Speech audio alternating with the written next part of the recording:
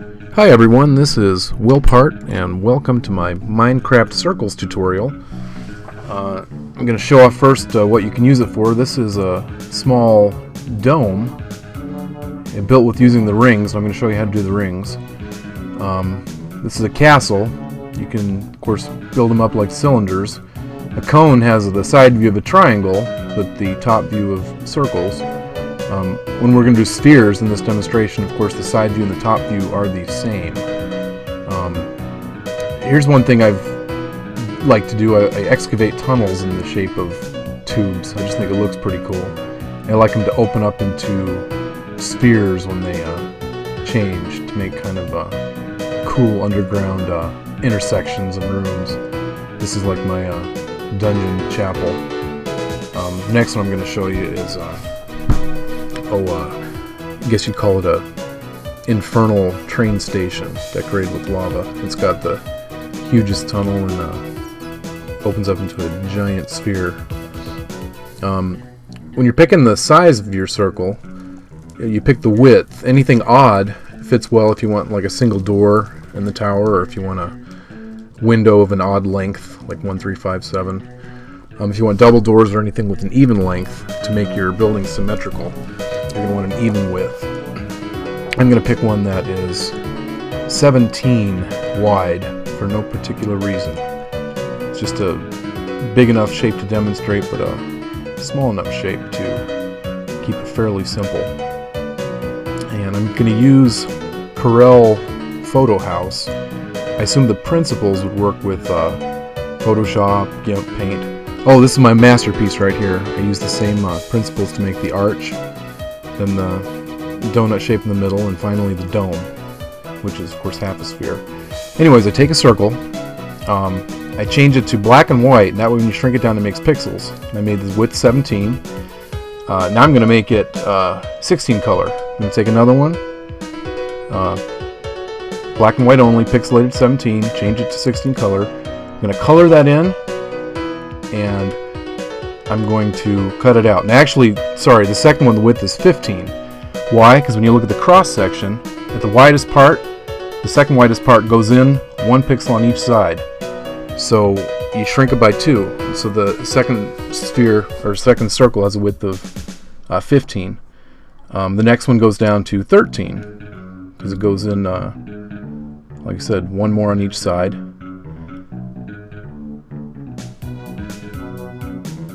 Then it goes down to 9 because the penultimate square is 2 smaller than that.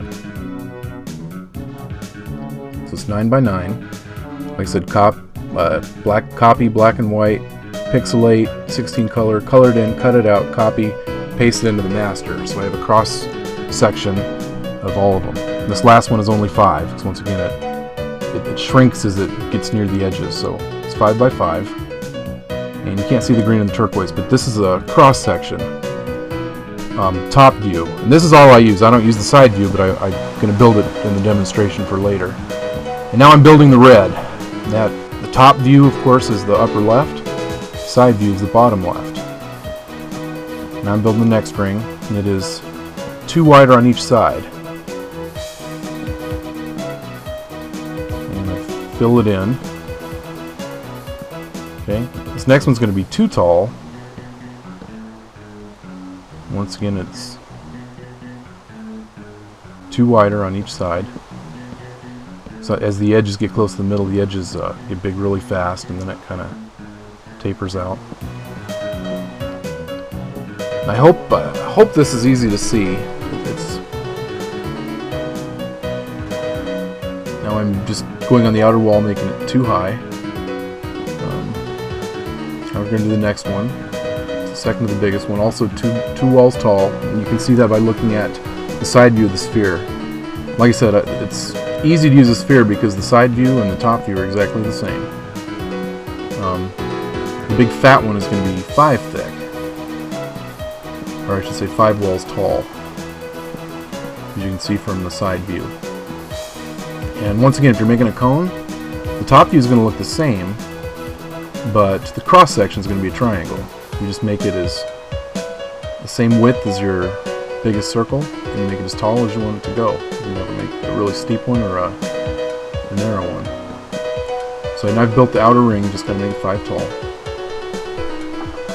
For building a dome, it's really interesting because you stretch the circle like by a different amount. The length and width aren't the same. And then you got to take you basically have a different length and a different width.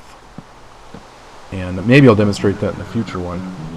But you look at both cross sections, one from looking at the narrow way, one looking at the wide way.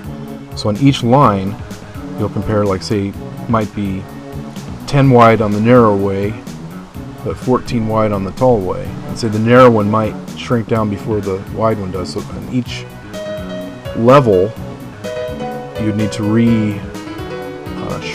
re-stretch your circle to fit the dimensions of length and width. Because length and width could change different block levels. So domes are especially tricky, but it's the same principle. You just take a circle, pixelate it, and then stretch it by a different length and width. And now, of course, the circle repeats, as you're seeing here.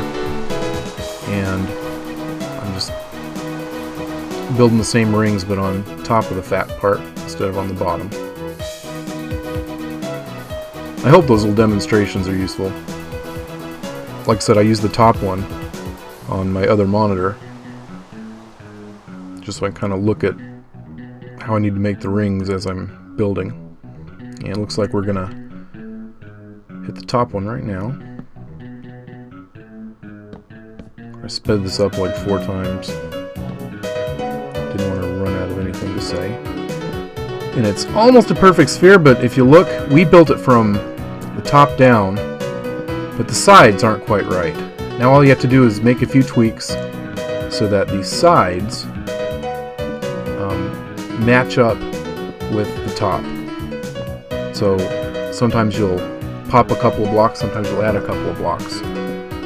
But you just look at that same sphere shape and do a couple more tweaks.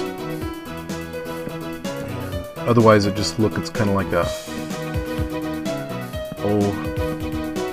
an inflated barrel. But if you tweak the sides when you're done, it really pops it out and it looks like a sphere. I think I built this in the default. Probably should have made it daytime too. But like I said, it's the principle of it that matters, right? And la-di-da. I've already sped this up 4 times. But I'm just looking around.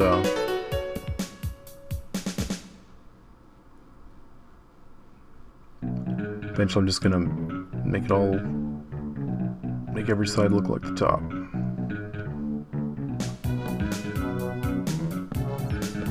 These look especially cool on the inside. Once again, I don't place blocks if it's not making a wall. If I ever have to place a block on top, I'll punch out the bottom to make the absolute maximum area inside. You can of course use stairs, and sometimes that helps smooth it out, but that works from the top and from the bottom, but they don't make stairs that go sideways at all angles, or I guess you could say from right to left. It's not stairs or inverted stairs, and so it's not quite symmetrical.